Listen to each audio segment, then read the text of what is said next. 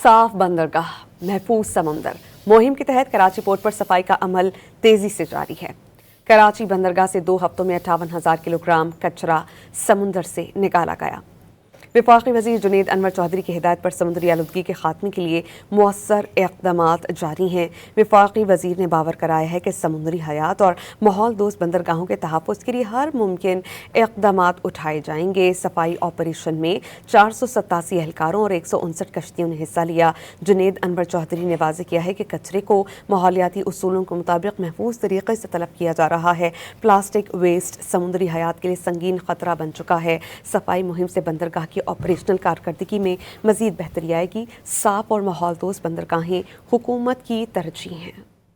साफ बंदरगाह महफूज समंदर मुहिम के तहत कराची पोर्ट पर सफाई का अमल तेजी से जारी है।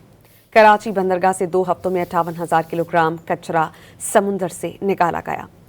वफाकी वज़ीर जुनैद अनवर चौधरी की हिदायत पर समुद्री आलूदगी के खात्मे के लिए मुअस्सर इक़दामात जारी हैं। वफाकी वज़ीर ने बावर कराया है कि समुद्री हयात और माहौल दोस्त बंदरगाहों के तहफ़्फ़ुज़ के लिए हर मुमकिन इक़दामात उठाए जाएंगे। सफाई ऑपरेशन में 487 एहलकारों और 159 कश्तियों ने हिस्सा लिया। जुनैद अनवर चौधरी ने वाज़ेह किया है कि कचरे को माहौलियाती उसूलों के मुताबिक महफूज तरीके से तलब किया जा रहा है। प्लास्टिक वेस्ट समुद्री हयात के लिए संगीन खतरा बन चुका है। सफाई मुहिम से बंदरगाह की ऑपरेशनल कारकर्दगी में मजीद बेहतरी आएगी। साफ और माहौल दोस्त बंदरगाहें हुकूमत की तरजीह हैं।